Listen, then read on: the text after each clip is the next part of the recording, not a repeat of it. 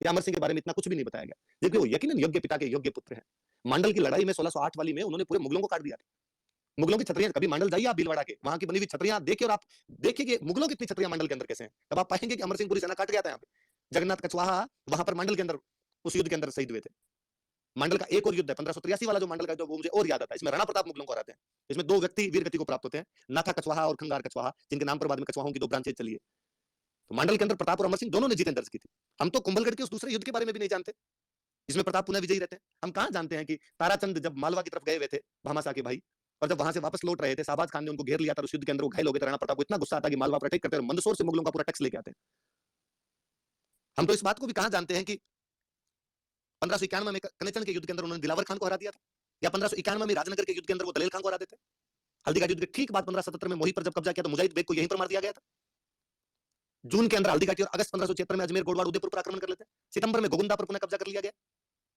कितनी सारी बातें, अनछुए पहलू है। प्रताप पर इतने रिसर्च की आवश्यकता है कि जब प्रताप पर ढंग से रिसर्च किया जाएगा, तब केवल प्रताप नहीं, केवल मेवाड़ नहीं, राजस्थान का इतिहास बाहर निकल के आएगा। मुझे बड़ा अचंबा हुआ, मैं 3 दिन पहले पढ़ रहा था कि सर टॉमस रो, जो कि अंग्रेजों का एक राजदूत है, वो जहांगीर के दरबार के अंदर है, वो अमर सिंह के बारे में लिखता है, तो लिखता है कि अमर सिंह राजा पोरस के वंशज है। करे ना कोई भारतीय इतिहास में इस बात को देखे, इस कंटिन्यूटी को मिलाए कि टॉमस रो पोरस से इनको कैसे जोड़ रहा है।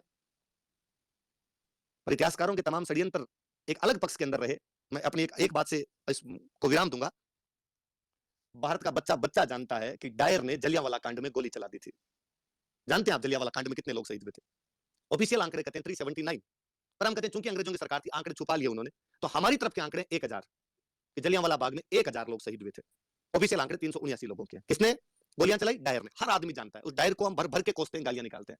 इतिहासकार चीजों को कैसे छुपाते होंगे कि 1568 में अकबर ने 30,000 कटवा दिए थे। आज दिन तक कोई किसी हत्यारे की तुलना अकबर से नहीं करता। हर हत्यारे की तुलना डायर से कर ली जाती है। चीजों को कहां उभारना होता है, कहां बिठाना होता है, ये वो है। और उसमें अंग्रेजों ने तो फिर भी उसके बाद पता नहीं कितनी माफिया मांग ली जलियांवाला कांड के लिए। अकबर ने अपनी किताब में गर्व सहित लिखवाया है कि लिखा जाए 30,000 काटे हैं, काफिरों को मारा हमने, पर कोई उठा दे अंगुली, क्योंकि धर्मनिरपेक्षता की चाशनी इस प्रकार से मर दी गई कि हम बाहर ही नहीं आना चाहते हैं उससे।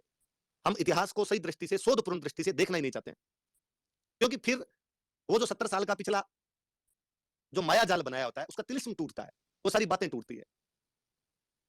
ऐसा क्या हुआ होगा कि जेम्स टोड को ये कहना पड़ा कि राजस्थान में तो, हमारे यूरोप में तो एक थर्मोपोली वीर, एक ल्यूनिडास हुआ, राजस्थान के गांव गांव के अंदर थर्मोपोलियन, घर घर में ल्यूनिडास, कि उसे अपने सबसे महानतम युद्ध को और राजस्थान से जोड़ना पड़ गया, हल्दी घाटी से जोड़ना पड़ा।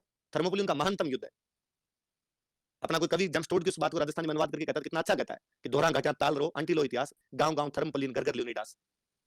पर मेवाड़ की तासीर ऐसी थी जी कि करता बांटी कायमी, रजपूती है कहना सत्य, कि भगवान जब वीरता और दृढ़ता दोनों एक साथ बांट रहा था, कायमी मतलब दृढ़ता, रजपूती मतलब वीरता, हाजर जद मेवाड़ एक बीजा लगी न हाथ, उस समय केवल वहां पर एक मेवाड़ हाजिर था, अन्य लोगों को वो हाथ नहीं आ पाई थी।